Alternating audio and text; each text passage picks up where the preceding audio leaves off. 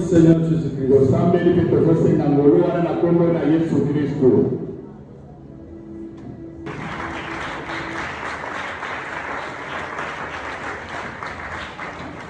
Évangélique intitulé Les tombeaux et vides.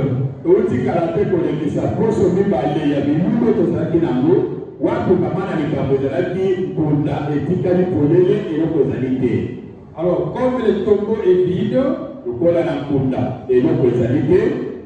il y a l'ouverture de toutes choses. Et je confirme que dans ta vie, toutes choses sont ouvertes. Amen.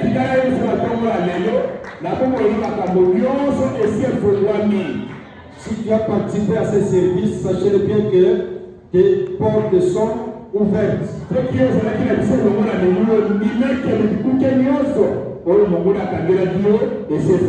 Parce qu'on a déroulé la pierre. Et dans la prière, nous avons détruit les obstacles à la bénédiction.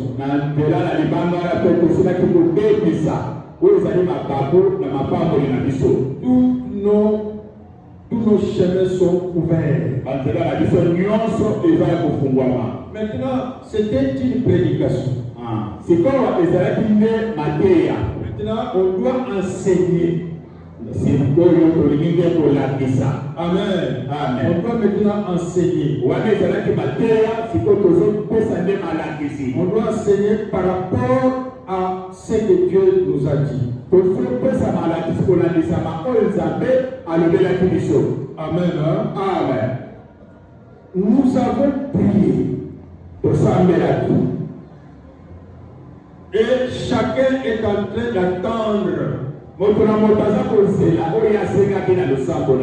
Et nous avons tous la confiance que Dieu ne tardera pas, il nous donnera toutes ces choses sitôt là.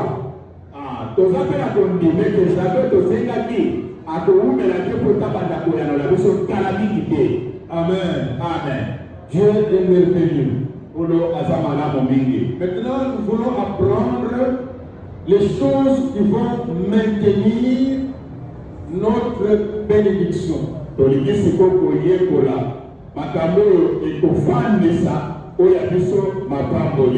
Nous appelons ça dans la Bible les 3 choses basiques de la vie chrétienne.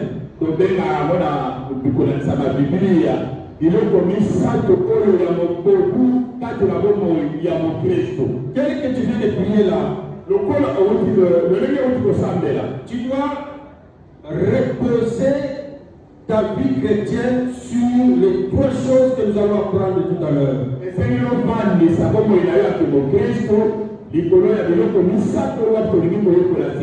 Donc le thème c'est les 3 choses basiques ou fondamentales de la vie chrétienne.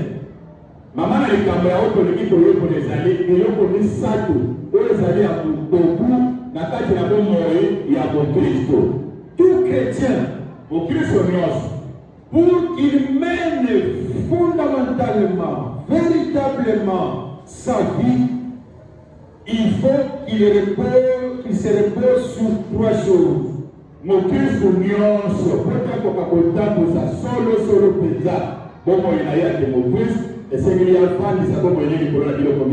savez, il y a des gens, ils ont commencé la vie chrétienne. Ils ont abandonné en cours de chemin. Ils ont abandonné. Ils ont dit en tout cas, je ne vois même pas mon issue, ma vie future, je ne comprends rien.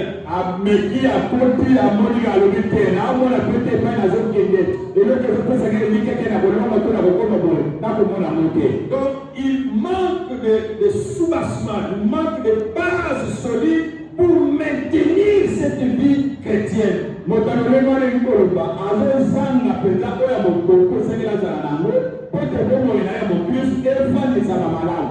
allons lire avec nous. Quelles sont ces 3 choses que nous allons maintenir dans notre vie chrétienne?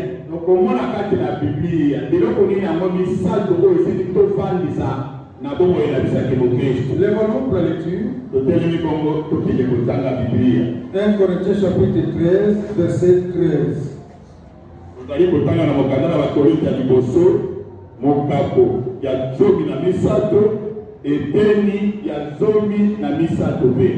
Un Corinthiens chapitre 13, verset 13. Maintenant donc ces trois choses demeurent. 1. La foi, l'espérance, la charité. Mais la plus grande de ces choses, c'est la charité. Mettez-vous que Dieu vous bénisse. Est-ce qu'on peut applaudir la sainte parole de Dieu?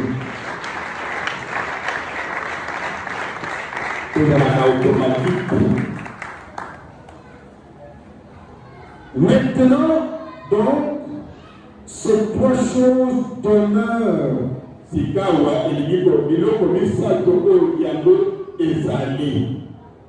Trois choses doivent demeurer en nous. Tel que tu es là, il y a trois choses que tu dois faire asseoir dans ta vie chrétienne.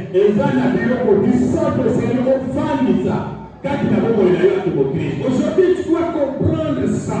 Il y a trois choses auxquelles tu dois vraiment faire tout pour que ça ne s'enlève pas dans ta vie.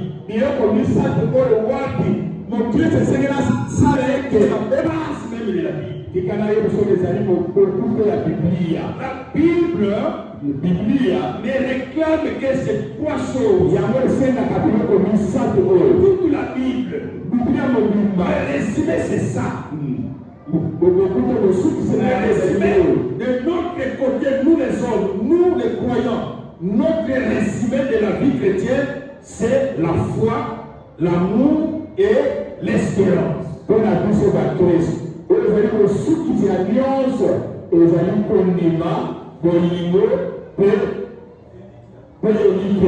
Partout tu seras,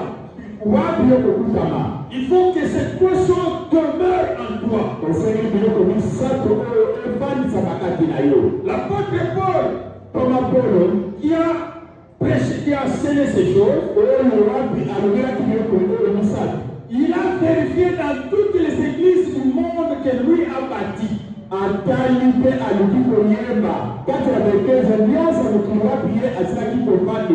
Il a vérifié dans Rome. Est-ce que dans l'église de Rome, ces trois choses existent? Est-ce que dans Galates, ces trois choses existent? Dans 1 Corinthiens, ces choses existent? Dans Éphèse, est-ce que ces choses existent? Dans Philippiens, est-ce que ces choses existent? Dans Thessalonique, est-ce que ces choses existent? Dans l'église de Colosse, est-ce que ces choses existent? Lui qui était de loin, il écrivait pour chaque église. Et il vérifiait si ces trois choses étaient là.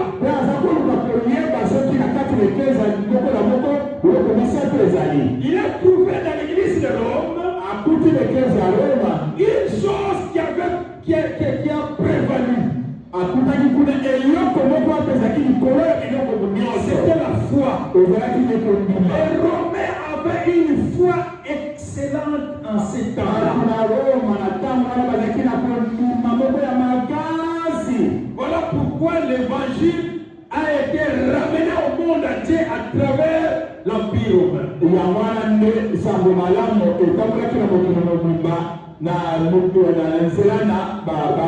Même si certains croyants ont appliqué la politique pour amener l'évangile, mais l'évangile a quand même atteint presque le monde entier.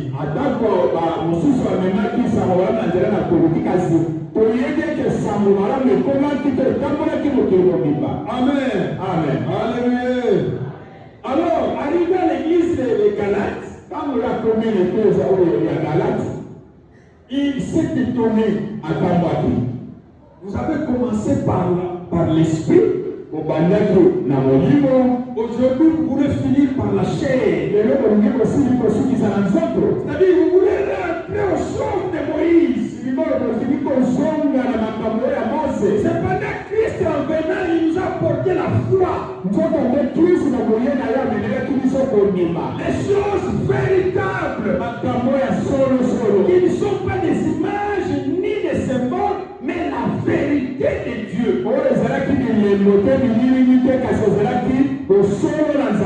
Amen. Amen. Il a vérifié à Éphèse.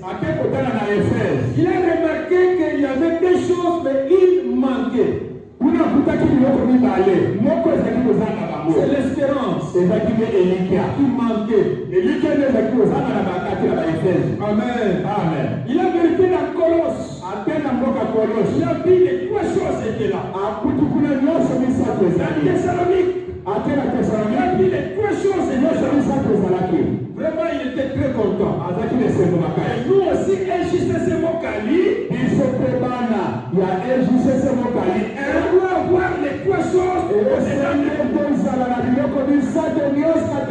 Et chacun en particulier doit avoir ces trois choses. L'église entière aussi, on doit nous remarquer de loin, que les gens de loin disent qu'à Mokali, il y a la foi, il y a l'amour et il y a l'espérance. Est-ce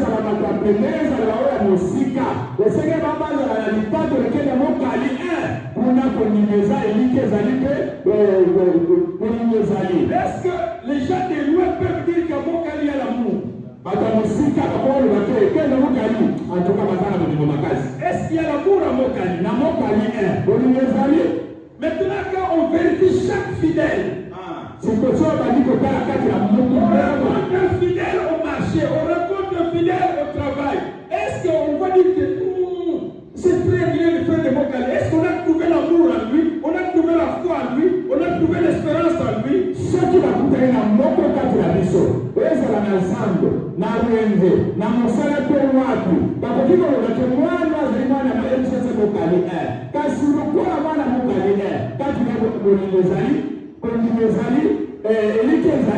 Est-ce qu'il a la foi? Est-ce que Mokali a la foi? Alléluia. Est-ce que nous avons la foi? Est-ce que toi en particulier tu as la foi?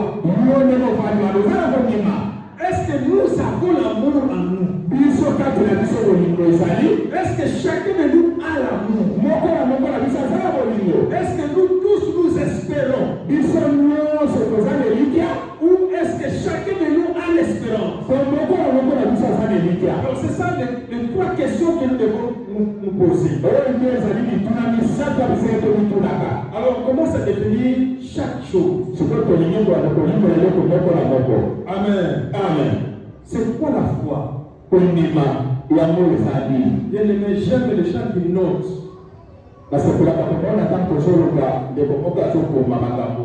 Quand tu notes, ça me fait du bien.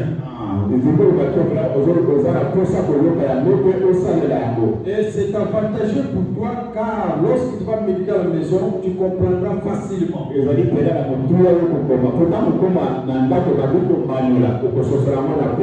Amen. Amen. La foi, c'est une confiance. Confiance qu'on place sur une personne. C'est une assurance qu'on a dans cette personne.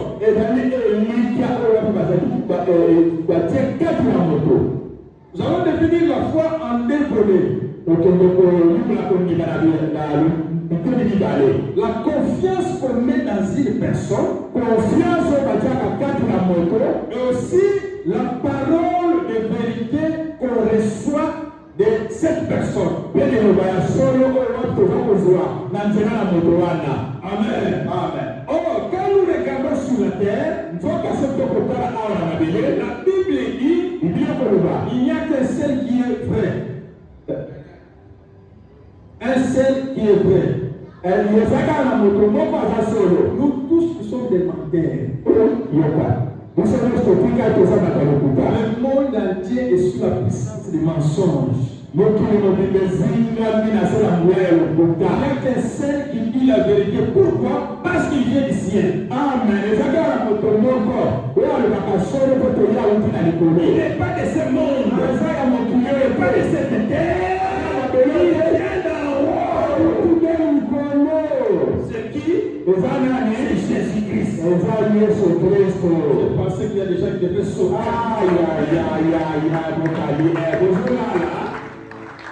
Il y a une seule personne qui détient la vérité. Et lui-même, c'est la vérité. Pourquoi? Parce qu'il vient du ciel. Dieu, il connaît la terre, il connaît le ciel, il connaît la mer. Il connaît les choses invisibles, il connaît les choses visibles. Il est le seul dans l'humanité entière. Voilà la personne en qui tu dois te confier. On ne peut pas mettre la confiance à n'importe qui. Dans ta vie chrétienne, ne mettez confiance en personne d'autre que Jésus. Parce que l'homme est menteur. La vie de l'homme est fiongolo. Aujourd'hui, il peut te dire la vérité. Il te ment. Il y a quelqu'un qui ne ment jamais. Il y a quelqu'un qui ne ment jamais. C'est notre Seigneur Jésus-Christ. C'est la vérité. Voilà pourquoi toi et nous tous, nous devons mettre confiance en lui. Dans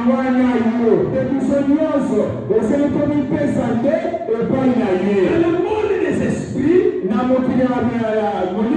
n'y a que Jésus qui est la vérité. Tous les autres anges, tous les autres esprits, ce sont des menteurs. Amen. Amen. Alléluia. Amen. Alléluia. Il n'y a que Jésus sur la terre, parmi tous les hommes, quelqu'un qui n'a pas un papa naturel. Il est venu, il est entré directement dans le ventre de maman. Il a vécu sur la terre et il a proclamé publiquement: je suis la vérité. Je suis le chemin, la vérité et la vie. Il ne peut aller au Père. Alléluia. Et la vérité de Jésus, ça nous affranchit. Ça nous délivre de la coutume. La vérité de Jésus délivre des choses de ce monde. Quiconque écoute la vérité est sanctifié. Jésus a dit: sanctifie le croyant par ta parole. Ta parole, c'est la vérité. Tu deviendras saint, tu deviendras parfait uniquement par la vérité.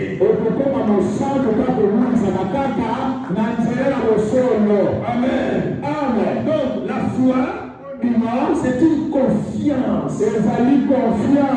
Que toi en particulier, moi en particulier, nous tous, plaçons notre foi dans cette vérité-là. La vérité, c'est Jésus. Ce n'est pas personne d'autre, il n'y a que Jésus.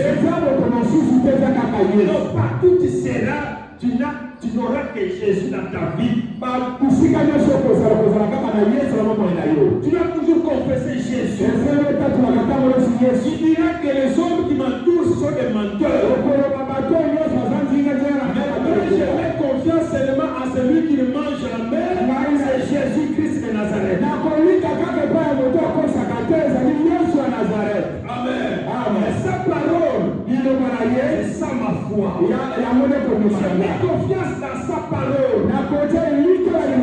grâce à ce qui sort de sa bouche. La foi vient de ce qu'on entend. Et ce que tu entends, c'est la parole de Christ. Ne suivez pas les paroles des hommes. Ne suivez pas la parole des esprits. Mettez seulement en pratique la parole de Christ. Parce que Christ, c'est la vérité. C'est lui qui détient la vérité. Alléluia. Amen. Saisis Jésus. Sa parole. Prends sa parole. Mettez ça en pratique. C'est ça qu'on dit que tu as la foi. Si tu doutes de la parole de Christ, tu n'as pas la foi. Malgré ta présence, viens à l'église. Quand la parole de Christ sort, tu n'y crois pas. Tu n'as pas la foi. Quiconque ne met pas confiance dans la parole, il n'a pas la foi. On te voit, tu es notre frère. Tu es notre soeur. Tu es maman. Tu es papa. Mais dans ta maison, tu ne crois pas à certaines choses de Dieu. Dans certaines choses au niveau du travail, tu ne crois pas. Amen. Amen. Même dans quelle relation, tu ne crois pas la parole. S'il y a une parole contraire, tu acceptes. Mais la parole de Christ, tu la rejettes. Partout tu fréquentes là. Si tu rejettes la parole, tu diras que tu n'as pas la foi. Amen. Amen. Or, la foi, c'est la première chose qu'un pécheur doit avoir dans sa vie. La première chose qu'un pécheur, quelqu'un qui vient dans le monde, qui vient à Christ, il doit avoir. Tu viens dans le monde. Nous tous nous venons dans le monde. Nous étions dans la confusion. Les uns suivaient les choses de la coutume. Ancrés dans la coutume. Il y a des gens, leur vie n'était pas que de la coutume. Même les manger, ils diront, les ancêtres ont dit. Samson habillement, les ancêtres. Donc, pour régler le problème de mariage, le problème de quoi que ce soit, la coutume. Oh, référons-nous à la coutume. Oh, tu n'as pas la foi.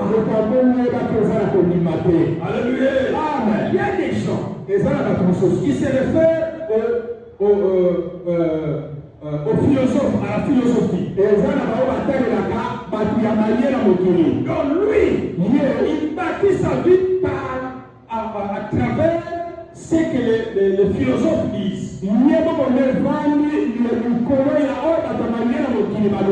Non, tu ne peux pas bâtir ta vie sur ce que les philosophes ont dit.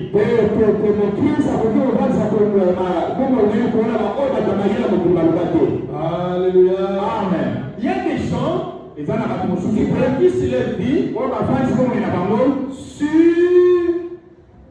les fétiches,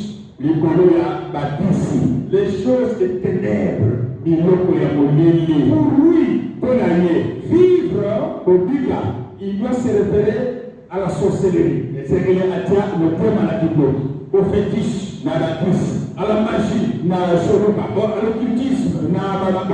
C'est ça la vie de plusieurs gens sur la terre.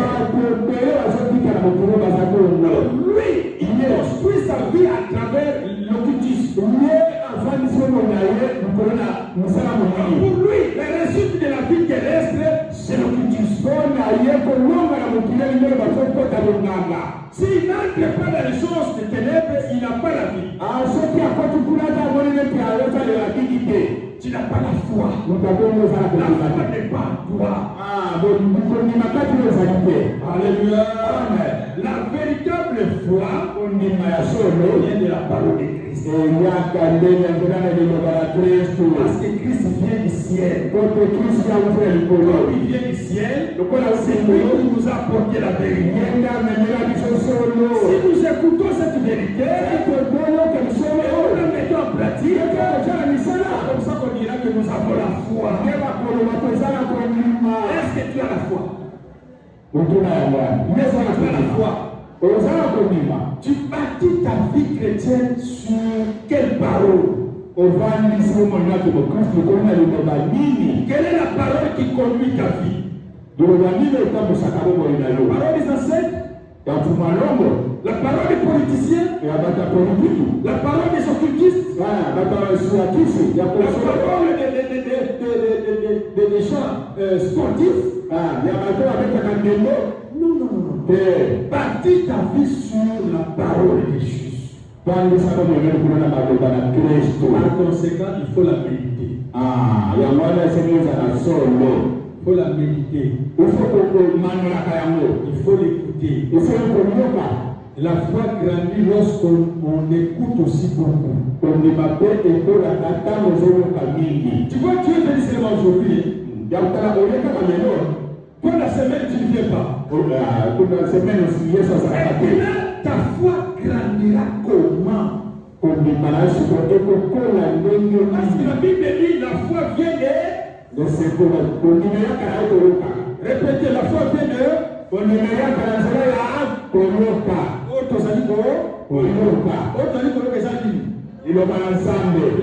Christ. On a bien dit la parole de Christ. Donc c'est la parole de Christ. Lorsque nous la méditons, nous grandissons dans la foi. Nous grandissons dans la foi. Il y a des gens ici qui sont encore des petits. Aucun verset dans son cœur. Et seulement il rappe aucun verset dans son esprit. Jean 3,16, il ne connaît pas.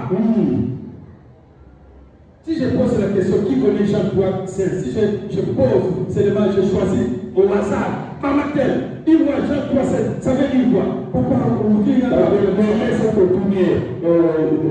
Jean 3,16, c'est parce que vous ne méditez pas. Amen. Alléluia. Amen. La Bible dit qu'il arrivera un temps où personne n'enseignera son prochain. Donc,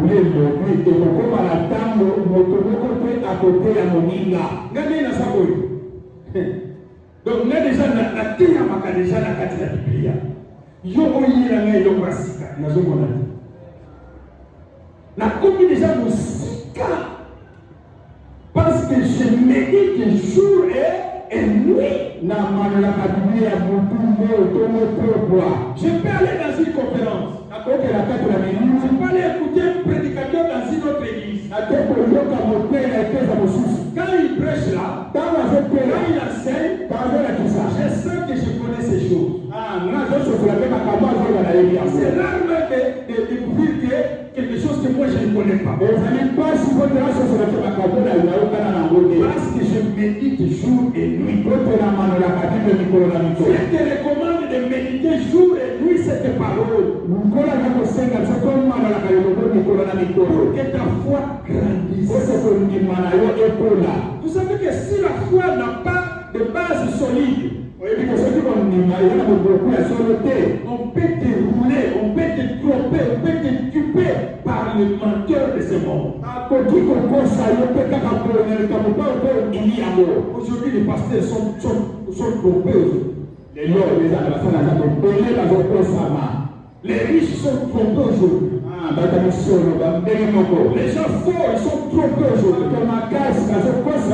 Les intelligents de ce monde, on les a trompés aujourd'hui.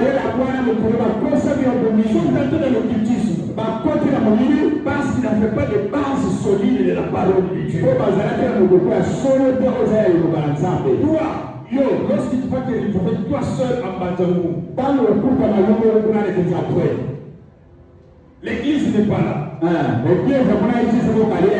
mènes 2 mois là de vie. Tu ne trouves pas que l'église entre. Mais tu auras des camarades. Est-ce que la vie que tu vas mener, ça sera conforme à la parole de Dieu?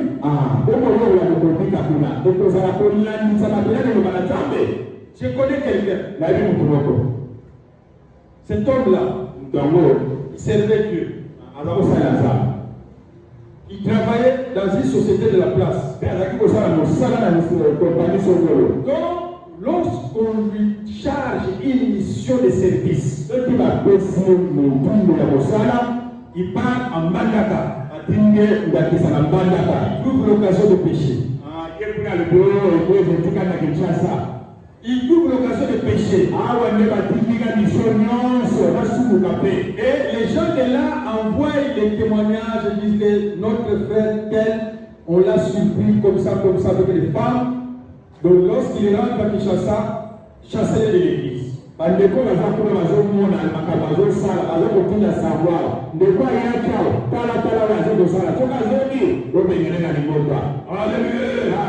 Donc, quand il se trouve seul, il trouve l'occasion de pécher. Donc la foi est ébranlable. La foi est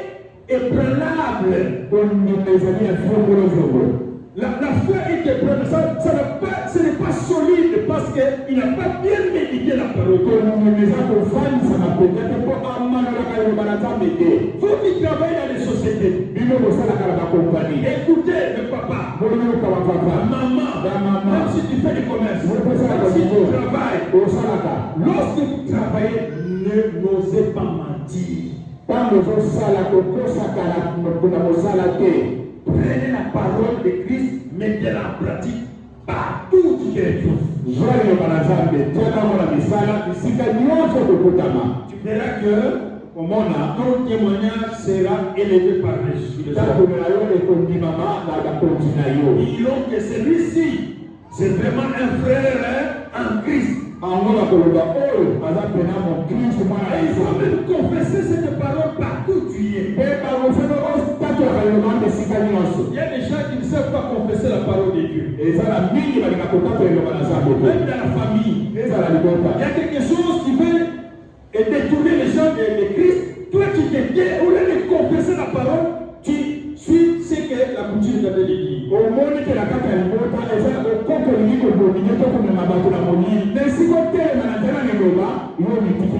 Oppose-toi à tout ce qui n'est pas conforme à la parole de Christ. Et là, on dira que tu as la foi. Alléluia. Amen. Tu ne peux pas permettre une fausseté tout autour de toi. Croyez. Croyez à la parole. Croyez à la parole de Dieu. Croyez à la parole de Christ. Ça va te donner de la valeur. Alléluia. Amen. Alléluia. La parole de Christ élève quelqu'un. Si tu as la foi, tu seras élevé. Alléluia. Amen. Si tu as la foi, la parole de Dieu, tu la mets en pratique, tu seras élevé partout où tu seras. Dans la famille, tu auras de la valeur. Les gens vont se référer à toi. Allons suivre les conseils de Seigneur. Ce que nous voulons faire, référons-nous à tes choses. Et quand toi tu diras, les gens auront la solution. Comme les gens auront la solution, toi tu seras élevé. Maman telle a raison. Ce qu'elle a dit là, c'est vraiment la parole de Dieu. Bien aimé, la parole que nous écoutons là a la vie. Il y a la vie dans la parole.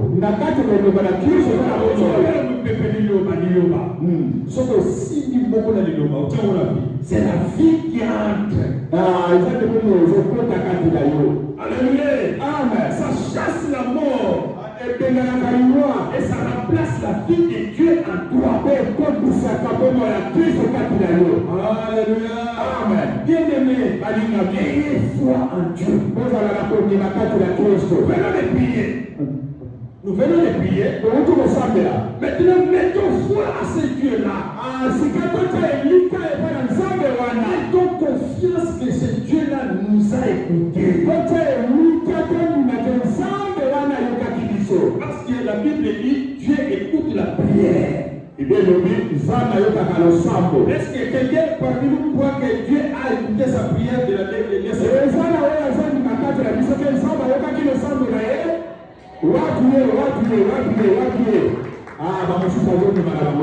Est-ce que tu crois que Dieu t'a exaucé? Et si Dieu t'a exaucé, attends la réponse sans murmure. Il ne faut pas murmurer. J'ai prié, j'ai donné l'offrande, mais je ne vois rien. Oh, un homme de foi ne dit pas ça. Alléluia. Amen. La foi, c'est la confiance.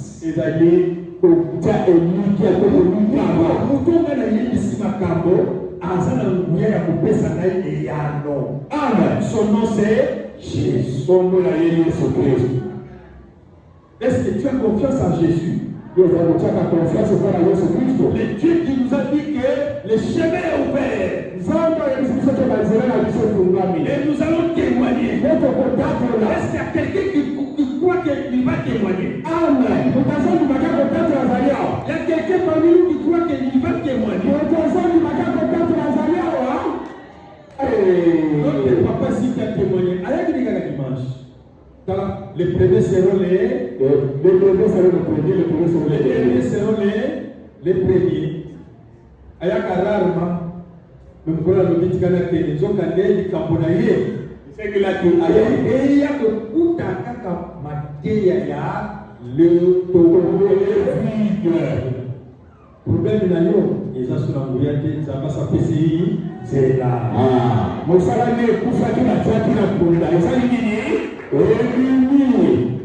Papa, nous obiki na kolomba na musala obiki soit le banazambe tiana misala. Amen. Donc que tes chefs sentent que non, c'est tout, on ne peut plus l'enlever dans le système du travail. La sincérité que tu as témoigné là, qu'on le prouve chaque jour. Mais ce qu'on s'adhère aux autres qui n'ont pas posé à autres, au ciel au boko, le col va dire dans zone dans la sac à sucre, sac à moua, ce qu'on continue. Baraboko Balobi, aux hommes Christo, alléluia. Amen. Comme on est témoigné, garde cette attitude-là pour que tu sois toujours élevé. Garde la parole. Mets la foi dans la parole de Dieu. Tu verras que ton témoignage va changer. Alléluia. Amen. Ne sois pas isolé. Vous allez isoler. Vous savez, parmi les 13 enfants de Jacob, vous savez que Jacob avait 13 enfants. On a coutume d'entendre qu'il y avait 12. Il y avait 12 garçons et 1 fille. La fille s'appelait comment? Dina. Qu'est-ce que Dina a fait? Dina Saladini. Alongo mokali ake bandali ye moko atike bandeko na ye na mokali ake koyenga yenga pour basala kini avec alléluia. Amen. Donc il n'avait pas, il fallait être toujours ensemble. Et c'est là que ça alléluia. Amen. La Bible dit il est bon et agréable aux frères et libérés ensemble.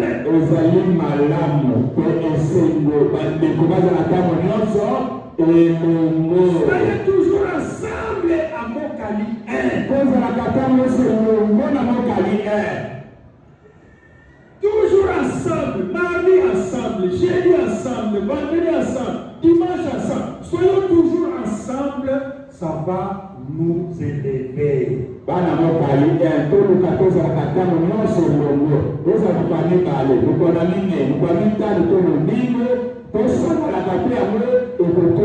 Soyons toujours ensemble pour écouter. Et quand nous allons écouter, nous aurons la foi. La foi va grandir en écoutant. Si tu n'écoutes pas, nous allons donner pour ça. Vous savez, quelqu'un qui n'écoute pas la parole de Dieu, quelqu'un qui n'écoute pas la parole de Dieu, il va voler. Quelqu'un qui n'écoute pas la parole de Dieu, il va connaître l'impudicité. Quelqu'un qui n'écoute pas la parole, il va tricher. Quelqu'un qui n'écoute pas la parole, qui s'absente à l'église, il va commettre des erreurs graves. Amen. Amen. Si nous sommes ensemble, c'est là où il y a la bénédiction. Amen. Amen. En écoutant, il y a la foi. Et cette foi nous amène au ciel. Deuxième chose, l'amour. Notez. Deuxième chose que nous devons avoir comme base de la vie chrétienne. L'amour, c'est quoi? C'est un sentiment. Un sentiment. Pas n'importe quel sentiment. Un sentiment intense et agréable. C'est vraiment intense. Et ce n'est pas un sentiment court, c'est intense. Un sentiment intense et en même temps agréable qui incite une personne à s'unir avec l'autre. Moi avec papa Constant, on ne se connaît pas. Dieu me dit aimer, oui, je ne connais pas. Mais aimez-les. Je dois manifester un sentiment qui est là. Amen. Dieu me dit de l'aimer. Je dois désormais m'attacher et m'unir à lui. Amen. Je dois m'unir à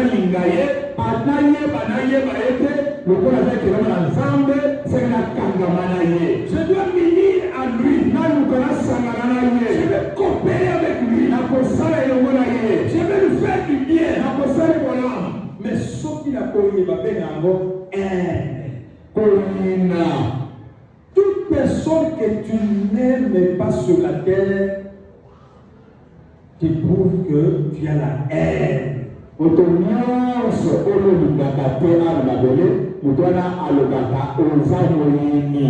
du travail, au niveau des quartiers, de la famille, si tu as des mauvais sentiments envers quelqu'un, tu n'as pas l'amour.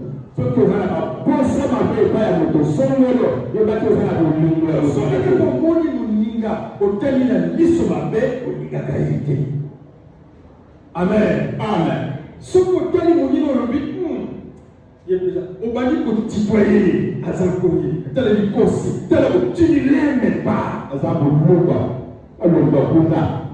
Amen. Amen. L'amour ne voit pas la tribu. Si tu aimes, selon Dieu, si tu aimes, ne voyez pas la tribu. Ne voyez pas la taille de quelqu'un. Ne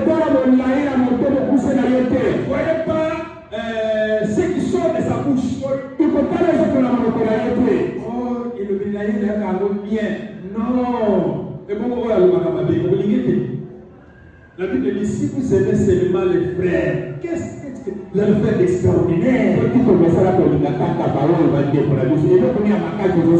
Je t'apprends, nous sommes allés dans le bus, dans le balabala, dans le travail, à Amen. C'est ton prochain. C'est une créature comme toi. Tu dois l'aimer. Tu ne peux pas avoir des dédains en toi. Il ne faut pas avoir des dédains dans ton cœur. Prouve que c'est une belle créature de Dieu. Amen. Amen. Aimez-les. S'il est dans le problème, faites-lui du bien. Christ, beaucoup tient dans le mal, Sungaye. Amen. Amen. Amen. Il faut que Sungaye. C'est ça l'amour. L'amour ne voit pas ce qui est de précieux dans la vie de l'homme. Ce qui est de précieux. Tout ce qui est devant toi, c'est une personne, je dois l'aimer.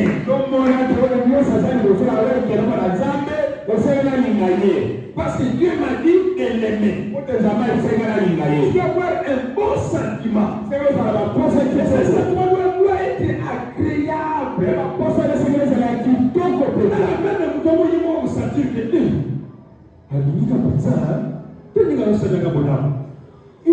C'est ça l'amour.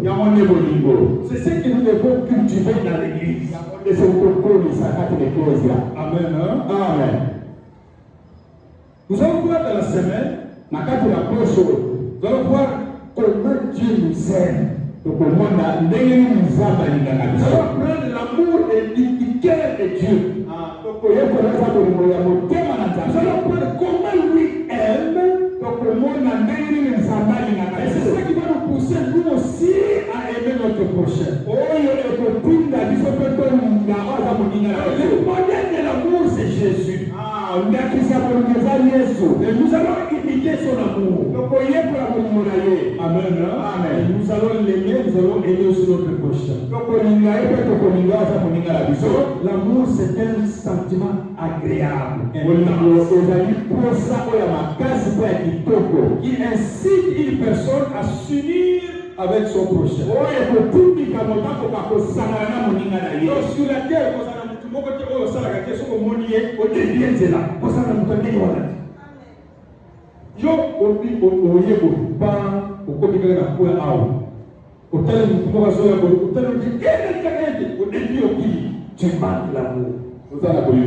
L'amour ne craint point. Amen. L'amour ne craint pas. Il faut l'aimer. Ceux qui ont la faute, demandez pardon. Si c'est lui qui t'a fait du mal, pardonnez-lui dans le cœur. Il y a qui m'a dit, yo, mon en tant que Christ, yo, qui m'a aidé. Yo, sont venus à qui on peut les aider. Mais yo, qui m'a aidé.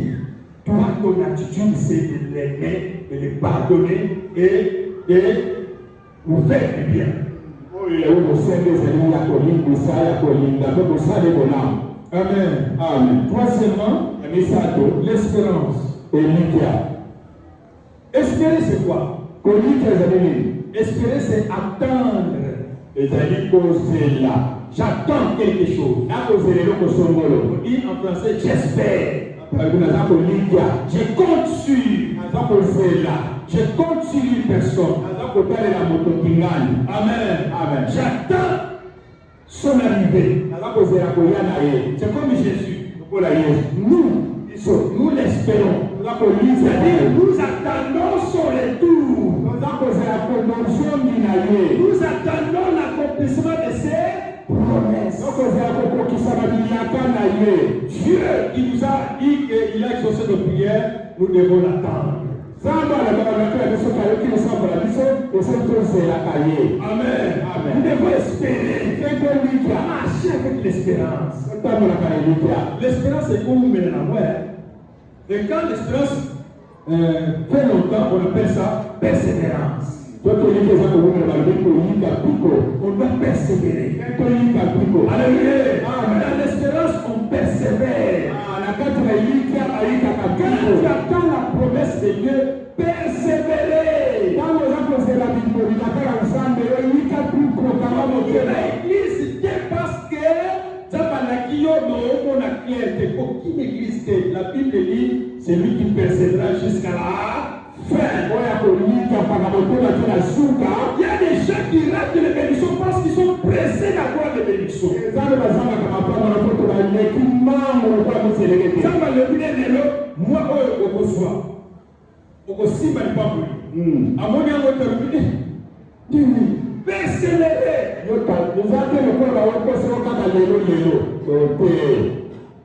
En Dieu, il y a la patience. Il y a la patience. Il y a la persévérance. Ce sont les deux choses de l'espérance. Si j'espère, je dois patienter. Si j'espère, je dois persévérer. Amen. Je t'assure, j'ai une sœur. Amen. Persévérer, même si la prophétie dit, dans la 2026, 3 mariages, le mec qui n'a qu'à 3 mariages, Amen. Amen. Amen. Il faut toujours espérer. Dieu aime celui qui espère en lui.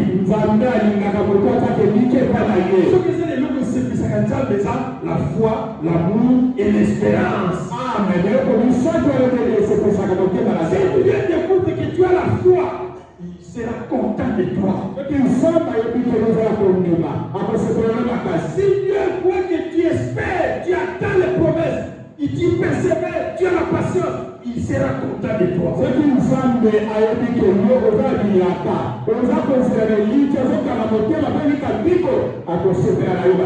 Malheur à ceux-là qui abandonnent les églises. Malheur à ceux-là qui il attend, il ne trouve pas, il abandonne.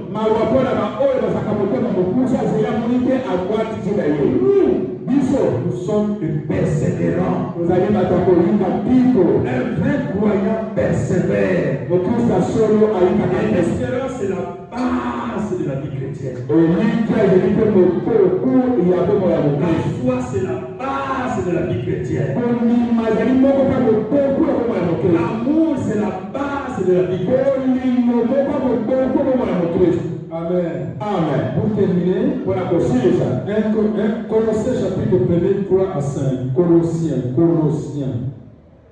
C'est là où nous allons terminer. Colossiens, nous allons voir une église. Colossiens chapitre 3, verset 3 à 5. Verset 3 à 5. Car vous êtes morts et votre vie est cachée dans le Christ à Dieu. Colossiens 1.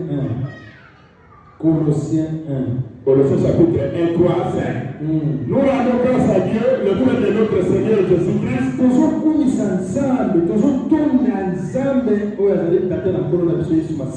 Et nous ne cessons de prier pour vous. Ayant été informés de votre foi en Jésus-Christ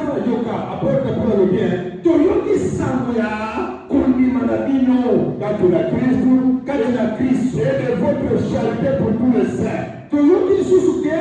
Deuxième élément est sali, l'amour pour les saints. À cause de l'espérance qui nous est réservée dans les cieux, à cause de l'espérance, et que la parole de la vérité, la parole de l'évangile nous a précédemment fait connaître.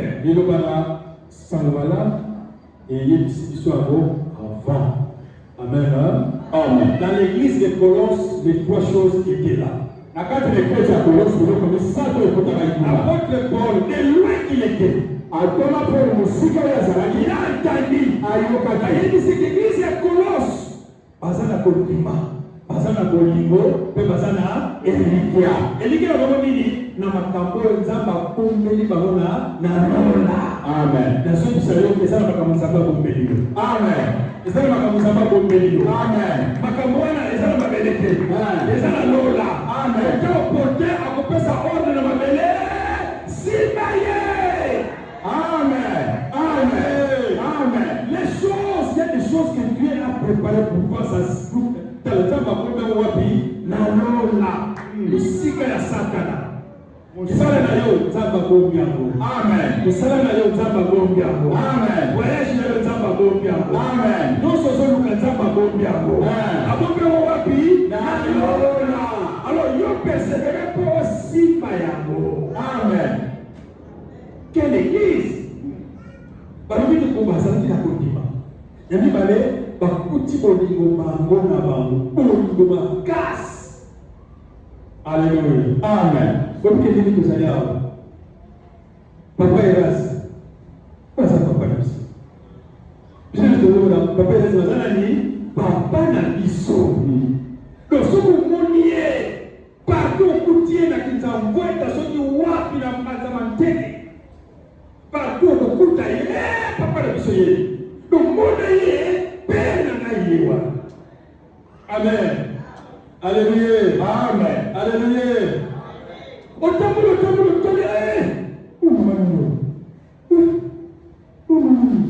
Maman Angélique, ça maman la biso. Amen. So vous avez un sala, maman Angélique, nanda kuna tolete na yepa yo akopile na yo tiasa ndeko na yo. Amen.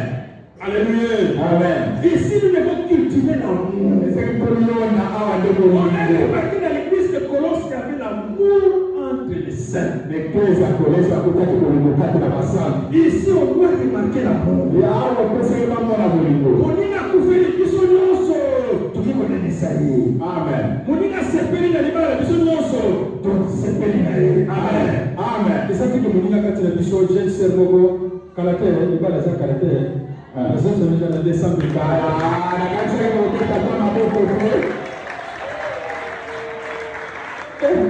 Moto mais azali. Ay Yesu. Ça bien. Libala mo ngeza la descente. Siko na épité na bati ko na depuis à novembre pour annoncer. Tant pour annoncer bisonyoso tolikaye. Amen. C'est parce qu'il y a ce c'est la caractère, ce plutôt sangana et sengonaye. Réjouissez-vous avec ceux qui se réjouissent. Pleurez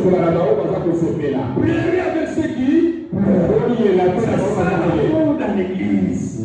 Et ça base l'église de Bisso, moyen mona siba Bisso, exalité. Pour vous la moyen kota kati la Bisso, exalité pour ta coutinini, olingo. Est-ce que vous lisez dans mon cali? Est-ce que vous lisez dans mon cali? Est-ce que vous lisez dans mon cali? Est-ce que mon cali est dit que la vie est amis? Amen. Est-ce que vous avez dit que vous n'avez pas bombé sur ma caméra sur la loi là? Est-ce que vous avez dit que vous savez? Même si tu as l'enfant de toi. Attends, mais moi, la télé on doit demander ces trois choses. Parce que vous savez comme ça. On doit demander ça à Dieu. C'est un peu ça dans le Canada. Amen. Amen. Les bonnes mains. Ce qui est là, c'est que le Nzambe, le Mola de Mekatinanga, Tchako Timana ni Lobana yo. Kubana lelo, Tondi Sangana Nini, je veux que l'église entière confesse ça. L'église, la foi, l'amour et l'espérance. C'est ça la base de tout croyant. Soki bilo kumisa kwa les akati na yo nekulanga okolinga na te okukela kuzonga na mokilité le pays ya yo. Amen. Ça donne l'assurance du royaume des cieux. Amen. Les bonnes mains. Tu vas demander les trois choses. Seigneur, remplis-moi de la foi, de l'amour et de l'Église. Prions le Seigneur au nom du Seigneur Jésus-Christ. Seigneur, ça va te dire comme ça pour Katinayo. Seigneur, ça va pousser la yango. Comme le Béliga la tombe la yango. Ça va pousser au temps ça va dire comme ça que on est pas bon de Béliga.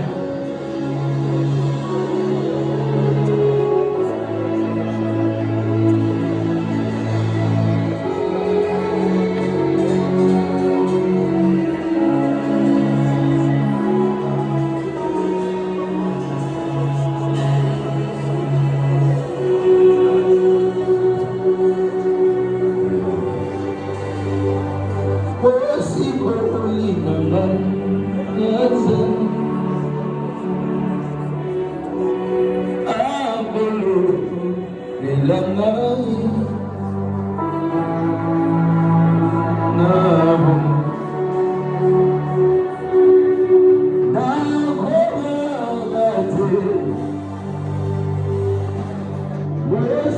Bye.